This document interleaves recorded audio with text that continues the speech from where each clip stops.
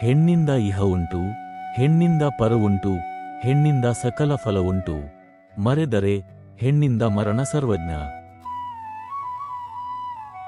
ಈ ವಚನವು ಹೆಣ್ಣನ್ನು ಕೇವಲ ಒಬ್ಬ ವ್ಯಕ್ತಿಯಾಗಿ ನೋಡದೆ ಬ್ರಹ್ಮಾಂಡದ ಸೃಷ್ಟಿ ಮತ್ತು ಸ್ಥಿತಿಗೆ ಕಾರಣವಾದ ಮೂಲ ಶಕ್ತಿಯಾಗಿ ಚಿತ್ರಿಸುತ್ತದೆ.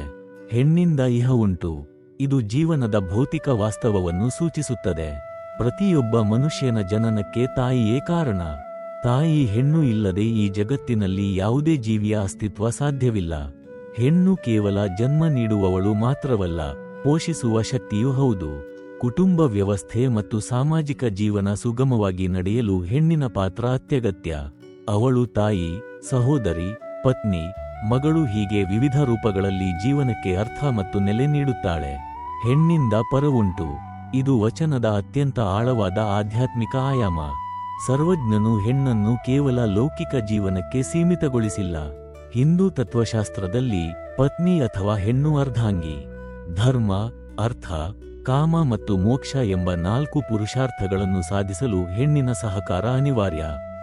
ಅನೇಕ ಸಂತರು ಮತ್ತು ಶರಣರು ತಮ್ಮ ಪತ್ನಿಯರ ಸಹಕಾರದಿಂದಲೇ ಆಧ್ಯಾತ್ಮಿಕ ಉನ್ನತಿ ಸಾಧಿಸಿದರು.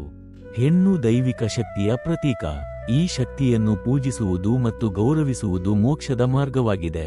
ಹೆಣ್ಣಿಂದ ಸಕಲ ಫಲ ಉಂಟು, ಇದು ಜೀವನದ ಸರ್ವತೋಮುಖ ಅಭಿವೃದ್ಧಿಯನ್ನು ಸೂಚಿಸುತ್ತದೆ. ಪುರುಷನ ಯಶಸ್ಸಿನ ಹಿಂದೆ ಹೆಣ್ಣಿನ ತ್ಯಾಗ, ಪ್ರೋತ್ಸಾಹ ಮತ್ತು ಬೆಂಬಲ ಅಡಗಿರುತ್ತದೆ. ಮನೆಯಲ್ಲಿ ಶಾಂತಿ ಮತ್ತು ಸುವ್ಯವಸ್ಥೆ ಇದ್ದಾಗ ಮಾತ್ರ ಪುರುಷನು ಹೊರಗಿನ ಜಗತ್ತಿನಲ್ಲಿ ಯಶಸ್ಸು ಸಾಧಿಸಲು ಸಾಧ್ಯ.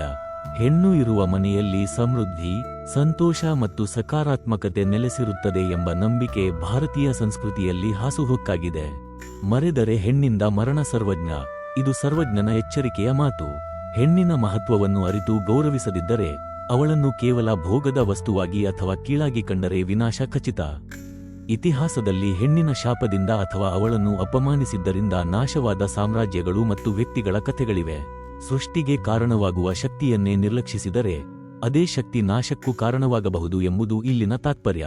ಈ ವಚನದಲ್ಲಿ ಸರ್ವಜ್ಞನು ಹೆಣ್ಣಿಗೆ ಪರಮೋಚ್ಚ ಸ್ಥಾನ ನೀಡಿದ್ದಾನೆ. ಅವಳು ಕೇವಲ ಮನೆಯ ಸದಸ್ಯೆಯಲ್ಲ, ಇಡೀ ಅಸ್ತಿತ್ವದ ಮೂಲ ಕಾರಣ. ಅವಳನ್ನು ಗೌರವಿಸಿ ಸಮಾನವಾಗಿ ಕಾಣುವುದರಿಂದ ಮಾತ್ರ ಜೀವನ ಸಾರ್ಥಕವಾಗುತ್ತದೆ. ಹೆಣ್ಣು ಶಕ್ತಿ ಸ್ವರೂಪಳು, ಅವಳನ್ನು ನಿರ್ಲಕ್ಷಿಸುವುದು ಅಥವಾ ದ್ವೇಷಿಸುವುದು ಸ್ವಯಂ ವಿನಾಶಕ್ಕೆ ಆಹ್ವಾನ ನೀಡಿದಂತೆ.